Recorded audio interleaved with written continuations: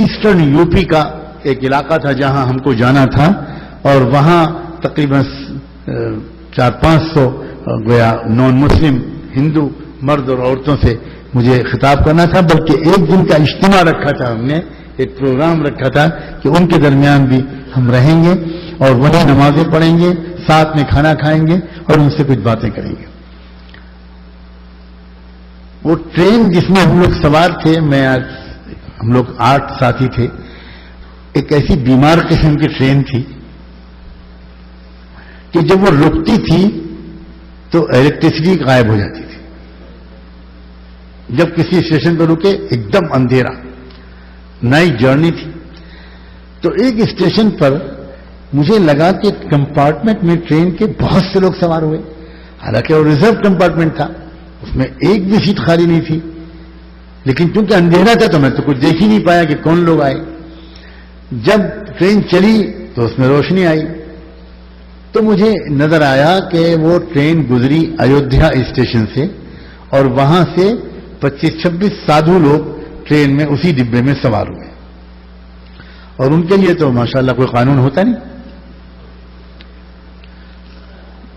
تو میری سیٹ کے پاس، میں جس سیٹ پر لیٹا ہوا تھا، اس کے پاس ایک بوڑھا سادھو، تقریباً 85 ایئرس یا 90 ایئرس کا اولڈ ہوگا، وہ بیچارہ کھڑا ہوا تھا، کمزور، اور سخت سردی کا موسم تھا۔ تو میں جلدی سے اپنی سیٹ سے اترا، میں نے کہا کہ آپ بابا آپ لیٹ جائیں، آپ میری سیٹ پہ لیٹ جائیں۔ تو نہیں راضی ہوا، وہ بہت تعجب سے اس نے مجھے دیکھا کہ ایک مسلمان اور میرے ساتھ اس طرح پیش آ رہا ہے۔ پھر میں نے اصرار کیا، پھر منع کیا، پھر میں نے کہا، پھر انہوں نے کہا کہ نہیں میں نہیں لیٹوں۔ تو میں نے کہا کہ بابا اگر آپ نہیں لیٹیں گے تو میں بھی نہیں لیٹوں گا، میں بھی کھڑا رہوں گا۔ تو اس نے کہا کیوں؟ اب مجھ سے اس نے پوچھا آپ کی سیٹ ہے، آپ لیٹو بیٹا۔ میں نے کہا کہ دیکھیے بابا، میں کئی گھنٹے آرام کر چکا ہوں اور میں بالکل جوان ہوں، یہ میری بالکل جوانی کا دور تھا، آپ بزرگ ہیں، آپ کھڑے ہیں، آپ کو لیٹانا میرا فرض ہے، ورنہ گناہ ہوگا مجھے اگر میں لیٹ گیا۔ تو بہت میرے اصرار پر وہ لیٹ گئے۔ صبح جس اسٹیشن پر ہم لوگوں کو اترنا تھا اسی پہ ان کو بھی اترنا تھا۔ ہم لوگوں نے فجر کی اذان کہی اور نماز پڑھی جماعت کے ساتھ، اور وہاں چائے میں نے منگوائی کہ میں چائے لے کر آؤں اور سب کے لیے لگاؤ، ان کے سب 25-26 لوگوں کے لیے بھی اور اپنے لوگوں کے لیے۔ اب جو چائے آئی تو وہ جو ان کے ساتھیوں کو پیش کی جانے لگی تو کسی نے چائے قبول نہیں کی، لیکن اس نے بوڑھے جو ان کا سب سے بڑا تھا، اس نے ان کو اشارہ کیا کہ لے لو سب لوگ پیو۔ پھر مجھے الگ لے کے گیا وہ، بالکل الگ، اور کونے میں جا کے مجھ سے کہا، بہت دیر تک مجھے دیکھتا رہا، اور پھر کہنے لگا لگتا ہے اب وہ گھڑی نکٹ آ گئی ہے، یعنی قریب آ گئی ہے، اب وہ وقت قریب آ گیا ہے۔ تو میں نے اس سے کہا کہ بابا کون سا وقت، کس چیز کا وقت؟ تو کہنے لگا ابھی یہ بتانے کی اجازت نہیں ہے۔ تو میں نے کہا بابا یہی تو مصیبت ہے، آپ لوگ ہمیشہ آدھا گیان دیتے ہو، پورا نہیں دیتے، کیونکہ میں ان کی کتابوں کو پڑھتا ہوں، سنسکرت پڑھی میں نے، ان کی کتابوں کو پڑھا تو میں خوب جانتا ہوں کہ اس قوم کی بیماری کیا ہے۔ ایک ہے کتمان، ایک ہے تحریف، علم کو چھپانا اور علم کو بدل دینا۔ تو میں نے ان سے کہا کہ تو میں بابا اب میں نہیں چھوڑوں گا آپ کو، آپ نے جب اتنا کہا ہے کہ اب گھڑی قریب آ گئی ہے تو یہ بتانا پڑے گا کہ کس چیز کی گھڑی قریب آ گئی۔ اس نے کہا نہیں بیٹا یہ تو میں نہیں بتاؤں، یہ بتانے کی ابھی اجازت نہیں ہے۔ میں اصرار کرتا رہا، وہ منع کرتا رہا۔ میں نے کہا میں اپنی ٹرین چھوڑ دوں گا مگر آپ کو نہیں چھوڑوں گا۔ ہم لوگوں کو وہاں سے کہیں اور جانا تھا اور ان کو بھی کہیں اور جانا تھا۔ تو اس نے کہا نہیں بیٹا ابھی یہ تو نہیں بتاؤں گا، اتنا بتاتا ہوں تمہارے اصرار پر کہ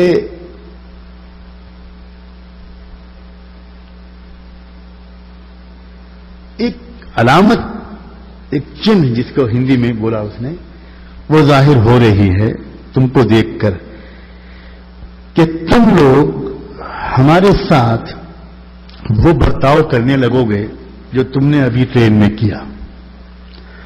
اور اس کے بعد دنیا میں ایک نئی روشنی پھیلے گی. اتنا ہی میں کہہ سکتا ہوں, ابھی اس سے زیادہ کھل کر نہیں کہہ سکتا. بیٹا اپنی قوم سے جا کر یہ کہہ دینا کہ اخبار پڑھ کر ہمارے ساتھ برتاؤ نہ کیا کریں, قرآن پڑھ کر ہمارے ساتھ برتاؤ کیا کریں.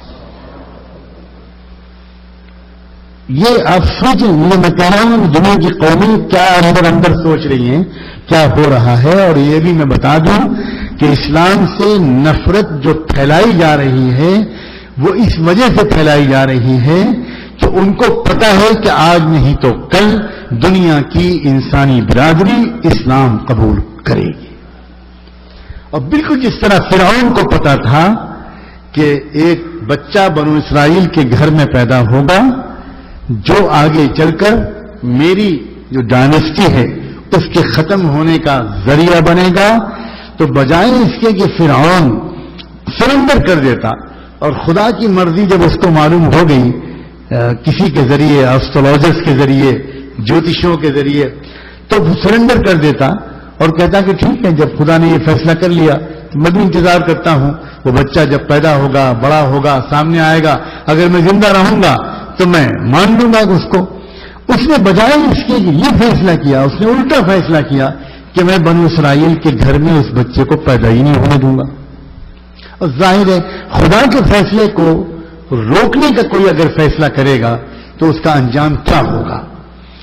آج بھی دنیا کی طاقتیں, میں قسم کھا کے کہہ سکتا ہوں, یہ بات جانتی ہیں کہ آج نہیں تو کل انسانیت کو اسلام میں پناہ ملے گی.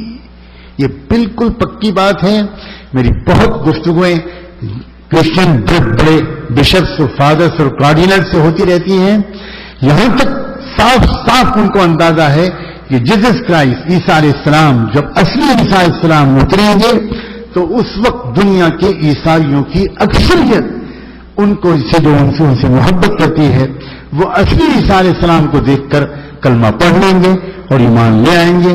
دنیا کے کچھ لوگ ہیں جو یہ طے کر کوشش کر رہے ہیں کہ ہم کو یہ نہیں ہونے دینا.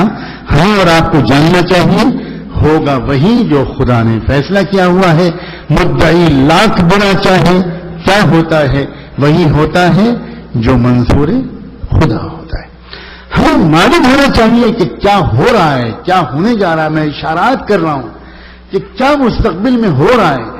جو ہونے والا کیا ہے وہ نہیں ہونے والا ہے جس کو دنیا سوچ رہی ہے, وہ ہونے والا ہے جو قرآن میں سورہ بنی اسرائیل میں آ چکا, جو سورہ کہف میں آ چکا, اور جو حضور پاک صلی اللہ علیہ وسلم کی ان سینکڑوں حدیثوں میں آ چکا جو احادیث فتن میں آئی ہیں.